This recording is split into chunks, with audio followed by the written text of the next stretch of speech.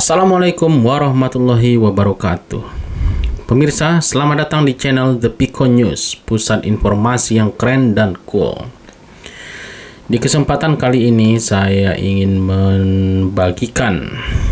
membacakan berita yang mudah-mudahan ada manfaatnya bagi kita semua. Di mana ada seorang pedagang sembako, ya mungkin penghasilannya ini besar ya pemirsa. Dalam satu hari dia ini bisa mendapatkan keuntungan, bukan profit tapi pendapatan sekitar 1 miliar. Karena banyak transaksi keuangan, akhirnya bank, dalam hal ini BRI, mereka langsung menutup atau memblokir rekening orang ini. Dengan diblokirnya rekening orang ini, dia mengalami kerugian lah orang ini. Akhirnya dia menggugat pemblokiran rekening oleh BRI ini, gitu. Dan inilah tanggapan dari BRI, gitu pemirsa. Sebelum saya bacakan beritanya, silahkan pemirsa subscribe dulu agar channel ini dapat terus memberikan informasi yang berguna bagi kita semua. Dilansir oleh kompas.com, digugat pedagang sembako atas pemblokiran rekening, ini respon BRI. PT Bank Rakyat Indonesia atau BRI buka suara terkait gugatan seorang pedagang gula dan sembako di Madiun, Jawa Timur. Pedagang bernama Dewi Elitasari itu menggugat BRI usai rekeningnya diblokir tanpa penjelasan resmi. Ia pun meminta ganti rugi sebesar 25 miliar melalui gugatan perdata. Merespon hal tersebut, pimpinan cabang BRI Madiun Rizky Andika mengatakan pihak telah melakukan investigasi atas kasus ini. Investigasi apa? Itu kan persepsi Anda. Menurut saya ya, itu kan investigasi itu kan kepentingan internal bank, bukan untuk kepentingan si pemilik rekening. Kalau untuk kepentingan si pemilik rekening ini, harusnya pemberitahuan resmi atau diskusi sebelumnya ya pemirsa. Nggak main blokir-blokir aja walaupun sebelumnya ada investigasi. Apalagi investigasinya ini mungkin salah, malah lebih memalukan lagi ya.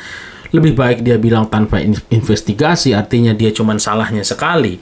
Kalau sudah investigasi ternyata investigasinya salah, berarti dia 2 kali salah. Berdasarkan hasil investigasi awal, BRI menemukan rekening tersebut terindikasi sebagai rekening penampungan tindak pidana penipuan. Sehingga saat ini kasus tersebut tengah ditangani pihak berwajib dan diselesaikan melalui saluran hukum. Terkait kasus itu, Rizky juga meminta kepada seluruh nasabah agar senantiasa berhati-hati dalam setiap transaksi finansial dengan menjaga data pribadi dan data perbankan milik nasabah. Menurut saya ini nggak ada kaitannya dengan nasabah lain. Ini kenapa dia bawa-bawa nasabah lain ya pemirsa? Ini harusnya dia nggak usah dulu ngurusin data-data nasabah lain, urus dulu itu gugatan orang itu. Seperti itu. Kenapa jadi lari kemana-mana Bapak ini?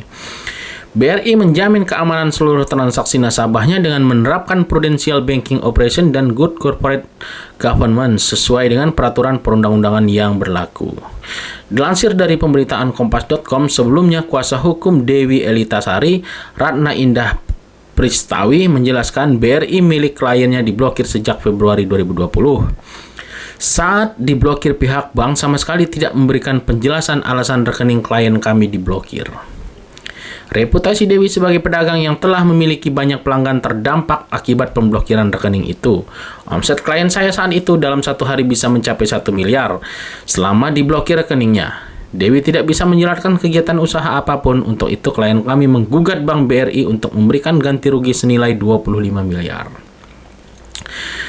Dewi baru mengetahui rekeningnya diblokir setelah mendatangi BRI.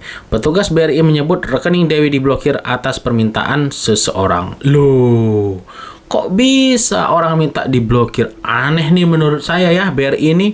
Kalau gitu, kalau saya minta orang memblokir rekening ini, rekening ini, rekening ini, wah ini malah nggak jelas ini peraturan di dalam BRI ini. Saya baru tahu ini.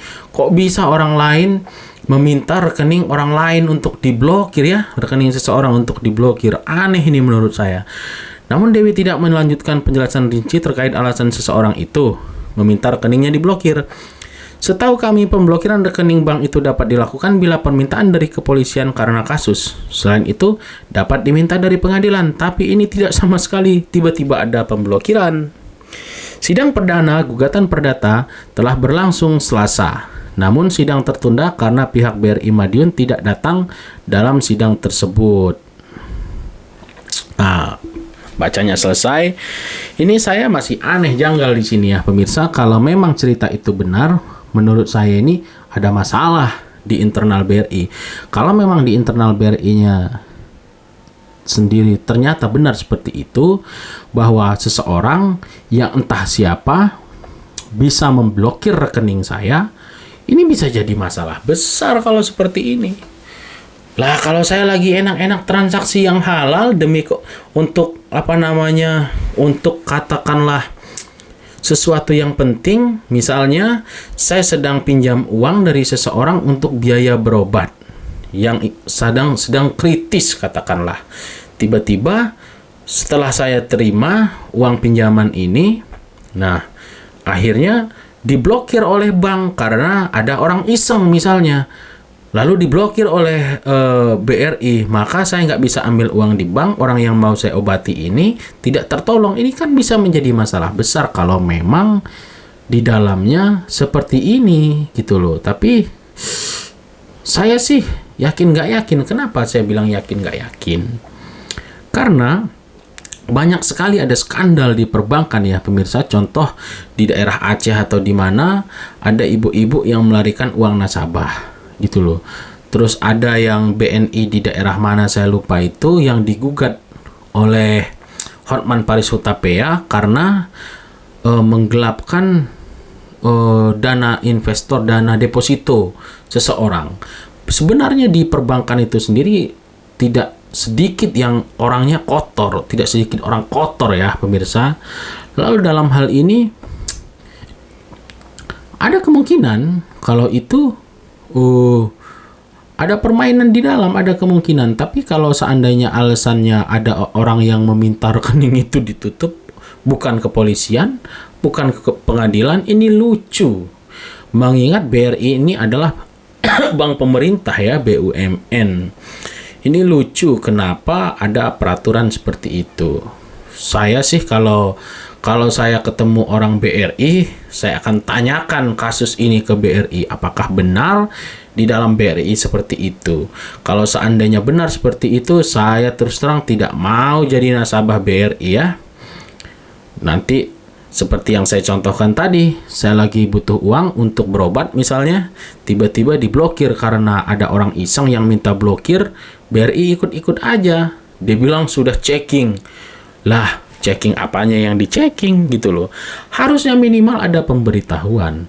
Atau kalau memang orang ini penipu, ya lebih enak dong. Tinggal panggil polisi biar ditangkap sekalian sama polisi kalau memang benar orang ini penipu.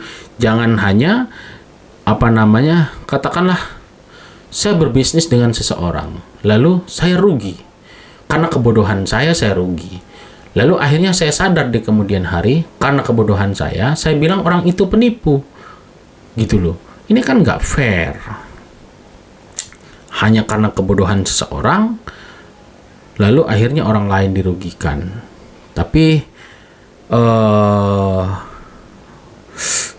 ini menurut saya akan tanya langsung ke BRI ya berita ini pemirsa, apakah benar ataupun salah.